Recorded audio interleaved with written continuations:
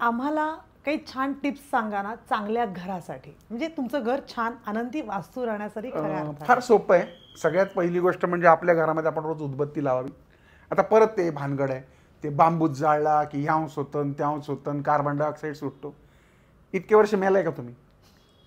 इतके वर्ष तुम्ही बांबूच्याच उदबत्त्या लावताय ना, त्यानं कुठं तुम्हाला कॅन्सर झाले ना? काहीतरी आपलं उठवायचं आणि ते ते काय मला पटत. मग ते तुम्ही धूप जाळा ना, पुष्कळ गोष्टी धूप आहेत. आमचे सुद्धा यज्ञ आनंदम धूप आहे, त्याच्यानंतर सप्तसमिधा, आमचे सुद्धा खूप प्रोडक्शन्स आहेत. किंवा माझं सोडावं, बाजारात मिळतात की अशा बऱ्याच गोष्टी. तुम्ही वातावरणामध्ये गाईचं शेण जाळत जा, तमालपत्र ते जाळा, तुम्ही लवंग जाळा किंवा विलायची जाळा, ह्या गोष्टी चांगल्या आहेत.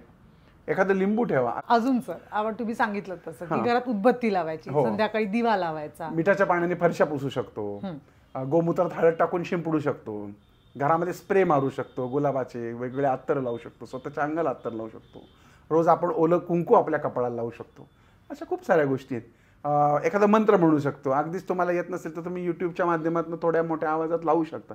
काही करून स्पंदन निर्माण झाली पाहिजे. घंटी होतो का, गणकण कणकण आगमनार्थ देवानाम गमनार्थ रक्ष समकुर वे घंटारवतत्रम देवता वान लक्षण.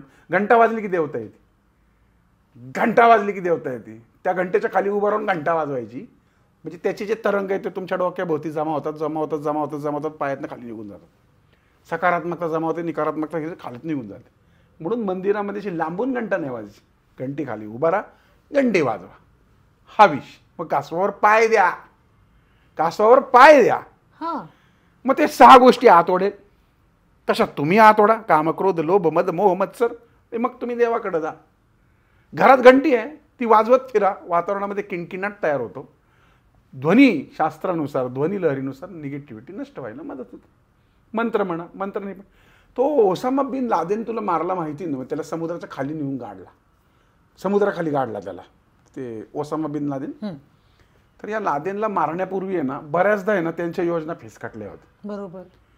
त्या अमेरिकेने जेव्हा अभ्यास केला तर त्यांच्या लक्षात एक आलं की ती ज्या ठिकाणी मीटिंग करायची त्या ठिकाणाहून कोणीतरी त्या ध्वनी ऊर्जा एकत्रित करायचं, ऐकायचं आणि ते लीक व्हायचं.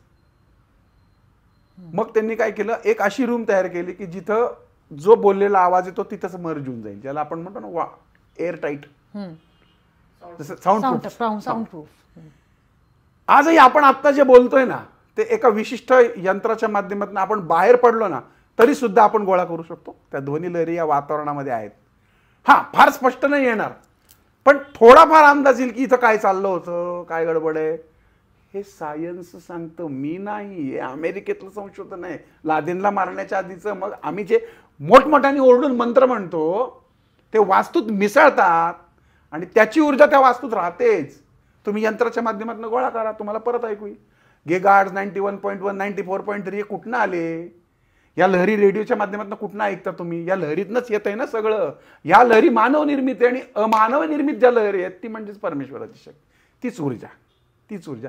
त्या ऊर्जेला तुमचा रेडिओ कनेक्ट झाला, तुम्ही रिसिव्हर, तो सोडणारा, तुम्ही रिसिव्हर, ती रिसिव्हरला बरोबर तो कनेक्ट झाला, तो सॅटेलाइट, की झालं कल्याण माणसाचं. सेम आहे त्याच्यामध्ये. म्हणून आपल्या वास्तूत आपला हा जो रिसिव्हर आहे, आपण रिसिव्हर आहे, ही वस्तू रिसिव्हर आहे, त्याला वरच्या पंचमहाभूतांशी कनेक्ट करायचं म्हणजे रेडिओ प्रॉपर लागेल. सेम. म्हणून चांगल्या गोष्टी, चांगले विचार, चांगला वास, चांगलं ठेवणं, गबाळं नसणं. भले तुमची गरिबी असू द्या, तुमचे वस्त्र बिस्त्र पडदे बिडदे स्वच्छ पाहिजेत, बस छान वाटणार तुम्हाला. काय फार करायची गरज नाही वास्तूमध्ये. घराच्या मुख्य दरवाजाला रुद्राक्षाचं तोरण लावावं, कारण वास्तुपुरुष हा शिवाचा पुत्र आहे आणि त्याच्यावर कंट्रोल शिव ठेवतो. मग शिवाचं तत्व म्हणजे पंचमुखी रुद्राक्ष. पंचमुखी रुद्राक्ष 5 महाभूतांचं तत्व, त्याच्यामध्ये एक नजरबट्टू जो तुमच्या वास्तूला नजर लागू देतो. स्वस्तिक पिरामिड दरवाजाच्या आतून लावायचं असेल, घराच्या मुख्य दरवाजावर गणेश पट्टी असेल, गणेशद्वार असेल, कीर्तिमुख आहे, नजर लागू नये म्हणून शिवाक्ष आहे, प्रगतीसाठी घोड्यासारखी प्रगती व्हावी म्हणून सगळ्या धर्मात मानला जाणारा घोडा आहे. आपले किती देव घोड्यावर आहे?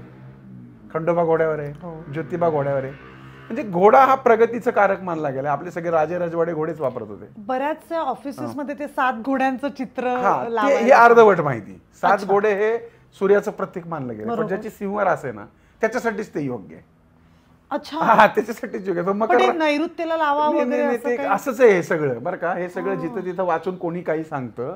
मकर राशीच्या माणसाला कधीच घोडेचे चित्र लावून चालत नाही. बरोबर. तर स्वामी तो शनीच्या अंमलाखाली येतो, त्याला ते घोडे धार्जिन नाही. धनुराशीच्या माणसाला घोडे चालतात, सिंह राशीला चालतात, मेषेला चालतात, काही राशींना अजिबात चालत नाही. सब घोडे 12% नसतात. यासाठी आपल्या अभ्यास. म्हणी किती छान आहेत ना. छान. आज सर आम्ही वेगवेगळ्या म्हणी सुद्धा शिकलोय की वेगवेगळ्या म्हणींचे अर्थ काय आहेत आपल्या रोजच्या वापरामध्ये, की सूरज का 7वा घोडा असं पण बरोबर एक म्हण आहे. आहे. आणि म्हणून आहे ना, तुमची वास्तुपातून तुमची पत्रिका पण बघितली जाते ना.